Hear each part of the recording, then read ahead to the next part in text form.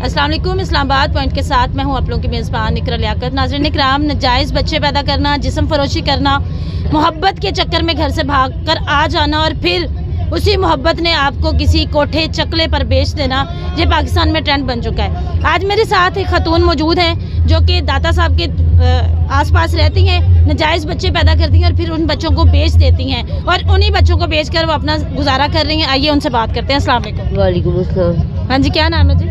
राबिया। राबिया, ये बताइएगा कि किस तरह से आप बच्चे पैदा करती हैं? कौन मर्द हजरात हैं जिनके साथ जिस्म फरोशी करती हैं तो बच्चा पैदा होता है? तरह तरह के लोग आते हैं। जो लोग आते हैं उनसे आप पैसे लेकर उनके साथ जिस्म फरोशी करती हैं? कितने पैसे लेती हैं? बस जितने भी कोई दे दे। तो जिस्म फरोशी करने के लिए कहाँ जाती हैं आप? यही पे साइडों पे बाहर रोड पर ही कर लेती हैं? होटल वगैरह कमरे में नहीं लेके जाते? लेके जाते हैं। अच्छा, तो जब कमरे में जाती हैं तो कितने पैसे देते हैं? यही 2-3 हज़ार 4 हज़ार। अच्छा, 2-3 हज़ार रुपये में आप जिस्म फरोशी करती हैं। अच्छा, ये बताओ कि आज दिन तक कितने बच्चे पैदा किए हैं? 2 बच्चे। बेटियां थी बेटे थे? बेटा बेटी थे। तो बेटा बेटी कितने में बेचे आपने? 30,000। 30,000 रुपये में 2 बच्चे बेचती है हैं? जी। डर नहीं लगता जब बच्चा पैदा करके बेचती हैं? क्या करें फिर अपने हालातों से मजबूर हो के। अच्छा, ऐसे क्या हालात हैं कि आप नाजायज़ बच्चे पैदा करके बेचती हैं?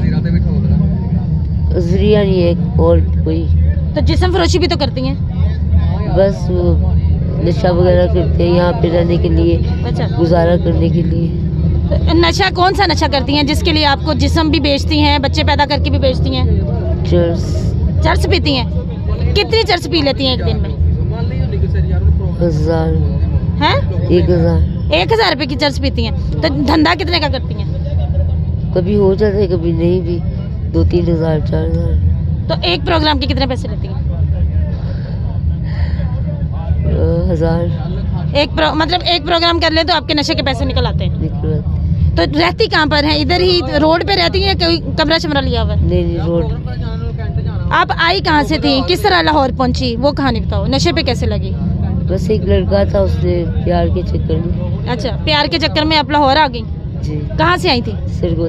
सरगोदा से लाहौर भाग कर आ गई थी? जी। तो फिर उस मोहब्बत का क्या हुआ? वो उसे ही बेच दिया। उसने कहाँ बेचा था? इधर ही एक आंटी थी उसके घर में रखा। अच्छा, कितने में बेच दिया उसने आपको?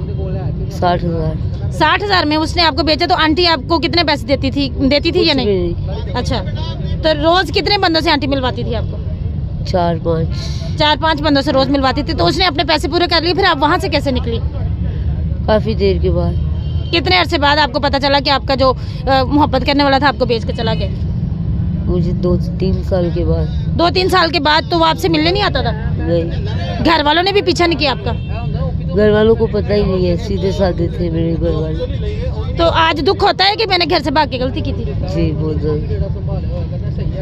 अच्छा, ये बताओ जो बच्चे आप पैदा करती हैं वो आपसे खरीदता कौन है? कौन लोग खरीदने के लिए आते हैं? मुख्तलिफ जोड़ियों की शक्ल में आते हैं। अच्छा, और ले जाते हैं। तो आपने बताया होता है कि मेरा बच्चा पैदा होने वाला है तो मैंने बेचना है? असल में हमारे ऊपर पता नहीं किसी की नजर होती है, जब अच्छा होता है ये काम तो आ जाते हैं लोग। अच्छा, तो फिर क्या होता है? फिर क्या, वो वैसे कहते हैं हाँ, ले फिर मजबूर होते हैं। अच्छा, तो फिर इसलिए। सही। तो अब ये चीज़ें छोड़ना चाह रही हो या ऐसे नशा करते रहना, ऐसी जिंदगी गुजारनी? नहीं, अब छोड़ना चाह रही हूँ। अच्छा, कितने मिनट का? अच्छा, और ये बताओ कि जो तुमने बेटी बेटा बेचे हैं, कितने अरसे से तुम, मतलब पहला बच्चा कब बेचा था, दूसरा कब बेचा? 3 साल पहले। अच्छा, और फिर 2 साल बाद। मतलब साल के बाद बच्चा पैदा। तो उसके बाद आप प्रेग्नेंट नहीं हुई? नहीं। क्यों? इलाज करवा लिया आपने? नहीं, बस दिल ही नहीं करता अब। है? दिल ही नहीं करता अब, मतलब कि बच्चे वगैरह। अब दिल नहीं करता? अब क्या करने को दिल करता है? नमाजें पढ़ने को दिल करता है? अब बस तौबा कर ली है। तौबा कर ली है? कब की तौबा की हुई? 6 माह हो गए। 6 माह हो गए तौबा कर ली। अब किसी बंदे से नहीं मिलती, जिस्म फरोशी नहीं करती आप? नहीं। तो अब गुजारा कैसे होता है? बस ऐसे ही हाँ, मांग के कर लेती हूँ गुजारा। हाँ।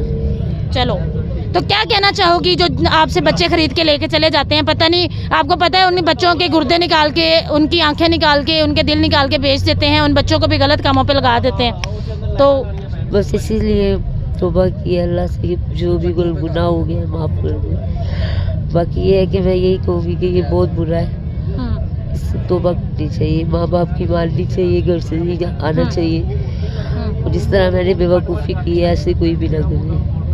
जी नाज़रीन इकराम, आपने एक जिस्म फरोश औरत की कहानी सुनी जो कि जिस्म फरोशी करती हैं, नशा करती हैं और फिर जिस्म फरोशी से नाजायज़ बच्चे पैदा करके मार्केट में बेचती हैं। और ये लाहौर में क्या पूरे पाकिस्तान में ट्रेंड बन चुका है कि आप आसानी से किसी का भी बच्चा पैदा करें, उसको जो है बेच दें। आपकी ना ममता कपकपाती है, ना आपके दिल में रहम है। और वो वाले गिरोह ख़ास तौर पे जो सरगर्म हैं और इन बच्चों को ख़रीदते हैं और फिर उनको नाजायज़ कामों के लिए इस्तेमाल किया जाता है। क्या पता उनको ह्यूमन ट्रैफिकिंग में ये बच्चे आते हैं, स्मगल किए जाते हैं, उनके गुर्दे, आँखें, उनके जिस्मानी अज़ा बेच दिए जाते हैं या उनको फिर भिखारी बनाकर मार्केट में पेश किया जाता है। तो इस तरह के गिरोहों को कैफ़े किरदार तक पहुँचाने के लिए हमारे कानूनी इदारों को सरगर्म होना पड़ेगा ताकि इन गिरोहों का नामो निशान मिटाया जा सके।